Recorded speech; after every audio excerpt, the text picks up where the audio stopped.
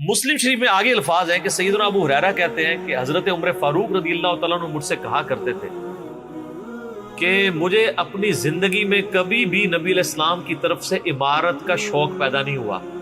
یعنی وہ کہتے تھے میری ایک یعنی زندگی میں جو عمارت والا معاملہ ہے میں اس سے دور ہی بھاگتا ہوں. آپ کو پتہ ہے نا حضرت ابوبکر کا بھی جب یہ مشورہ شروع کیا تو حضرت عمر نے سب سے پہلے کہا کہ جی مجھے تو ہم معافی رکھیں, باقیوں میں سے کوئی مشورہ کر لے, میں جو بھی مسلمان راضی ہو جائیں گے. حضرت ابوبکر نے بھی سب سے مشورہ کیا, حضرت عمر سے نہیں کیا. اور سب سے مشورہ کیا کہ اس کو کر دوں, تو سب نے کہا ٹھیک ہے. جب اناؤنسمنٹ کی تو حضرت عمر نے کہا کہ آپ نے مجھ سے مشورہ, ان کا مجھے پتا تھا تم نے تو ماننا ہی نہیں ہے, بس اب اس کو مسلمانوں کے مشورے کو قبول کرو. تو حضرت عمر کی ایک طبیعت میں ایک عاجزی والا معاملہ تھا, اور آپ دیکھ لیں کہ یہی عاجزی ہے جو ان کو ایمان کی طرف لے آئی ہے. نبی علیہ السلام کی ترمذی میں دعا ہے نا, اے اللہ عمر ابن حشام اور عمر ابن خطاب میں سے ایک کو اسلام کی دولت دے. ابو جہل کو کیوں نہیں ملی؟ میں آپ کو ایک ہی فرق, ایک ہی بندے کی زبانی بتا دیتا ہوں. حضرت عبداللہ ابن مسعود کہتے ہیں, صحیح بخاری میں آتا ہے کہ جب اس مرنے کے قریب تھا, دو بچوں نے اس کو قتل کر کے نیچے گرایا, بھی اس کی رمق باقی تھی, تو میں اس کی جب گردن کاٹنے کے لیے اس کے سینے پہ چڑھا تو مجھے کہنے لگا کہ تم ایک یعنی کم ذات کے آدمی نے ایک بہت بڑی سواری کے اوپر سوار ہوا ہے, اور میری گردن کو نیچے سے کاٹنا تاکہ سردار کی گردن نظر آئے. یہ اکڑ آخری وقت میں بھی نہیں جا رہی ہے, ٹھیک ہے جی. اور دوسری طرف آپ حضرت عمر فاروق رضی اللہ تعالیٰ عنہ کو دیکھیں کہ بلال حبشی کو کہہ رہے ہیں, صحیح بخاری میں حدیث ہے کہ ابو بکر ہمارے سید ہیں جنہوں نے ہمارے سید بلال کو آزاد کروایا. عرب کے بنو عدی کا سردار ایک حبشی کو, یہ آپ امیجن ہی نہیں کر سکتے آج کہ خاندانی وہاں پہ نظام, قریش تو اپنے برابر کسی کو سمجھتے نہیں تھے, سیدنا بلال کیا. اور ایک دفعہ جب ابو جہل پٹائی کر رہا تھا عبداللہ ابن مسعود کی, دھکا مار کے چلا گیا. یہ سب کچھ عمر سیریز میں فلمایا قطر والا. تو وہ اب وہ نیچے گرے پڑے ہوئے ہیں, حضرت عمر وہاں سے گزر ہوتے ہیں, ابھی اسلام نہیں قبول کیا. تو وہ ہاتھ پکڑ کے اسے اٹھاتے ہیں, تو عبداللہ بن مسعود کی زبان سے نکل جاتا ہے کہ واللہ تم ان دونوں میں سے بہتر.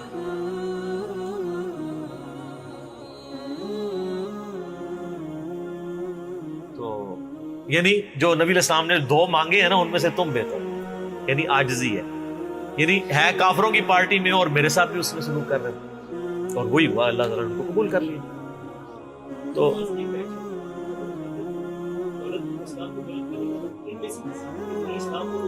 ہاں یہ بھی, یہ دو علیحدہ حدیث ہیں, دو علیحدہ, ترمذی میں دونوں روایتیں. اچھا اب آپ دیکھیں کہ سیدنا عمر فاروق رضی اللہ تعالیٰ عنہ کہتے ہیں, حضرت ابو ہریرہ کہتے ہیں مسلم شریف کی اس حدیث میں کہ حضرت عمر مجھے کہا کرتے تھے مجھے پوری زندگی کبھی عمارت کا شوق نہیں ہوا سوائے اس دن کے کہ جس دن علی کو جھنڈا ملا. مجھے بھی خواہش تھی کہ کاش نبی علیہ السلام مجھے وہ جھنڈا دے. یہ حضرت علی کے لیے بہت بڑی فضیلت ہے اس حوالے سے کہ سیدنا عمر ان پر رشک کرتے تھے. باقی ایک سنن کبریٰ البیہقی میں من گھڑت روایت ہے کہ حضرت عمر کہا کرتے تھے, وہ جو ایک بڑی مشہور بیان کر رہے ہوتے ہیں کہ جی وہ ستاروں کے برابر کس کی نیکی ہیں. حضرت عائشہ نے پوچھا ان کا بھی تیرے باپ کی ہیں, تو حضرت عمر کی ہیں, تو پوچھا کہ میرے باپ کی, ان کا بھی, ان کی تو ایک نیکی جو ہے وہ غار ثور کی سب پہ بھاری ہے.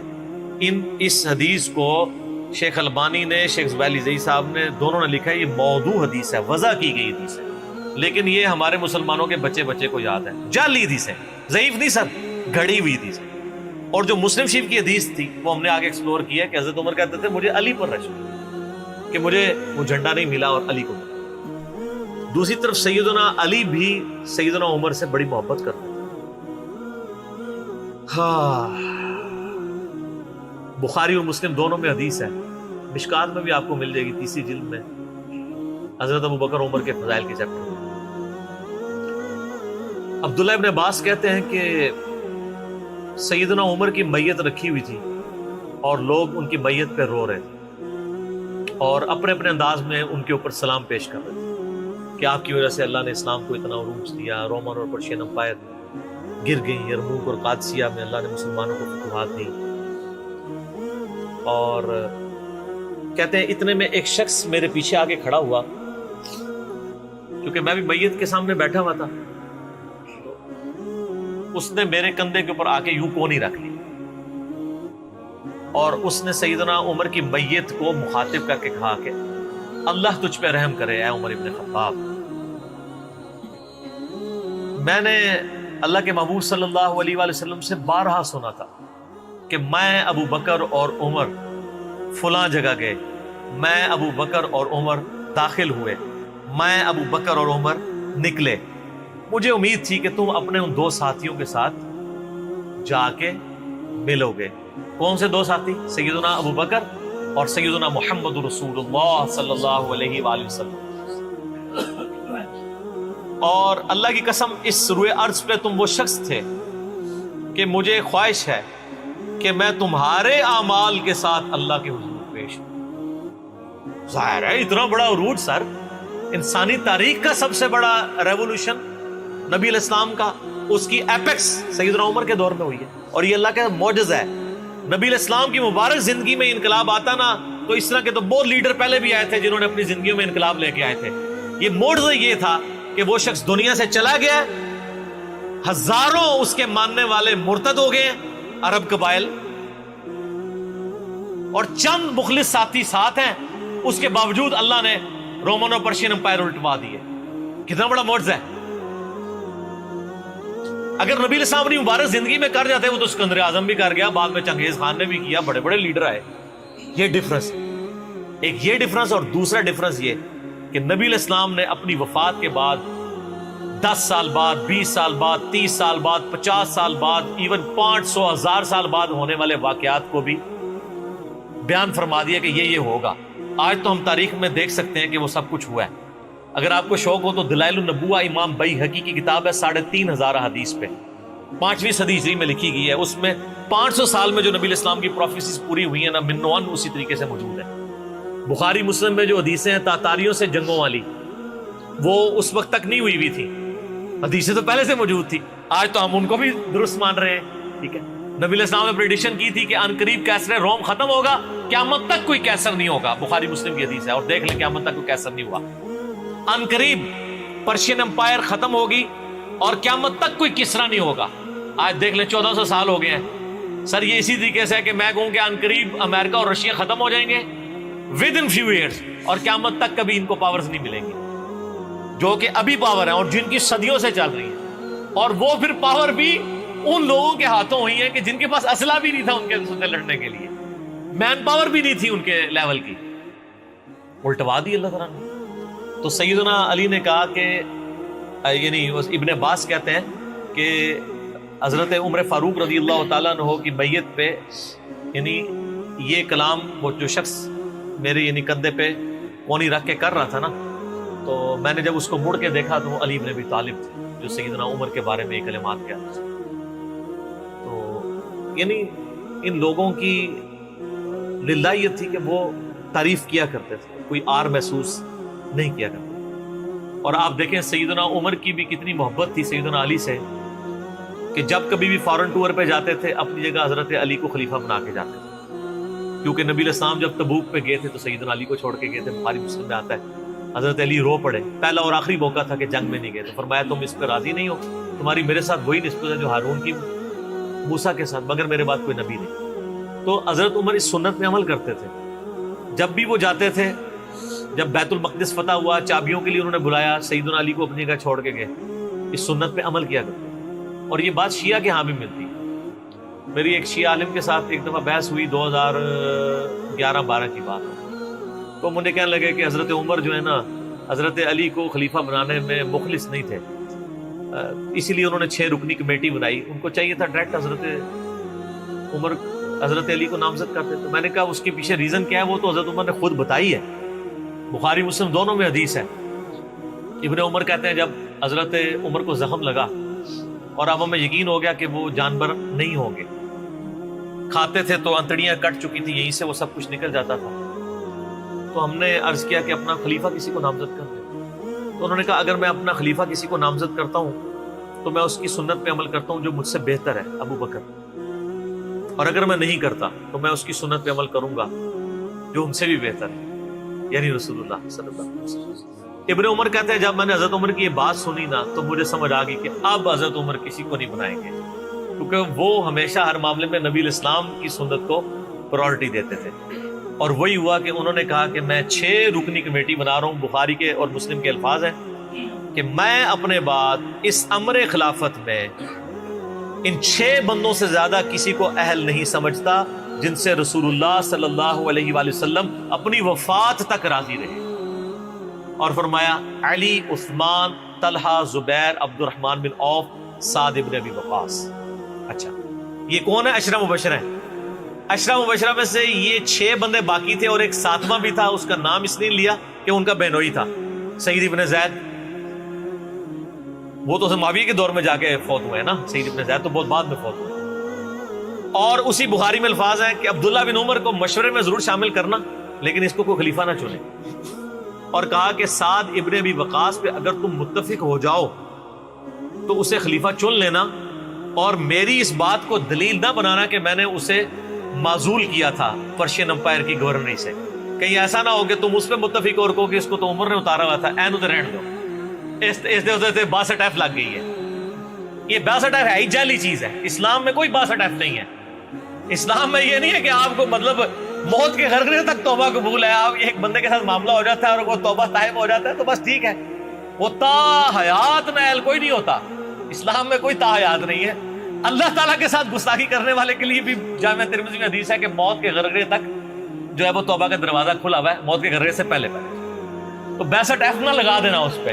وہ ایک معاملہ تھا. وہ حضرت عمر کسی کو 4 سال زیادہ گورنر رہنے نہیں دیتے تھے، انہوں نے ان کو ہٹا دیا. تو یعنی ان لوگوں کی یہ للہیت ہوا کرتی. تو میں نے اس کو کہا کہ دیکھو کہ یہ وجہ تھی کہ انہوں نے نبی الاسلام کی سنت پہ عمل کیا کہ میں ان 6 بندوں سے نبی الاسلام راضی تھے، میں اس کمیٹی بناؤں گا. میں اور اس میں الفاظ ہیں بخاری مسلم میں کہ میں زندگی بھر تمہارا بوجھ اٹھاتا رہا، اپنے مرنے کے بعد تمہارا بوجھ نہیں اٹھاؤں گا، تم خود اپنا خلیفہ چن لینا ان 6 میں سے. یعنی میں کسی کو نامینیٹ نہیں کروں گا. دوسرا میں نے اس شیعہ عالم سے یہ بات کی کہ حضرت عمر اتنے بڑے رسک کے اوپر تھے کہ جس نے پوری دنیا کو الٹ دیا ہے اور وہ چند بندے لے کے رومن اور پرشین امپائر کا وزٹ کر رہا ہے. کوئی بھی قافلہ ان پہ حملہ کر کے ان کو شہید کر سکتا تھا. اور اگر خدا نہ خواستہ اس دوران وہ شہید ہو جاتے تو حضرت علی آٹومیٹکلی خلیفہ ہوتے کیونکہ ان کو چھوڑ کے گئے ہوئے تھے. یہ ان کا اخلاص تھا. پھر سیدنا عمر نے حضرت علی کو چیف جسٹس لگایا ہوا تھا حجاز کا. چیف جسٹس آج کل نہیں سنبھالا جا رہا. اور اس زمانے میں جب اسلام کا دورہ ہو، عدل کا نظام ہو، اور تینوں جو زہد کے امام تھے نا حضرت عمر نے ان کو چیف جسٹس لگایا تھا. رومن امپائر گری، اصحاب صفہ میں سے ابو درداء کو لگایا، سب سے غریب ترین صحابی. یہ ان کا کرائٹیریا تھا. ابو سفیان، بڑے بڑے لوگ جو اینڈ پہ مسلمان ہوئے، یہ لائنیں بنا کے کھڑے رہتے تھے. حضرت عمر ان کو نہیں ملتے تھے جب تک باقیوں سے فارغ نہ ہو جائے. وہ کہتے تھے ہم سردار. ان کا نہیں، تم اسلام میں بعد میں آئے ہو. اور وہ مہاجرین کے وظیفے اور اصحاب بدر کے وظیفے انہوں نے باقیوں سے ڈبل لگائے ہوئے تھے کہ انہوں نے برے وقت میں اسلام کا ساتھ.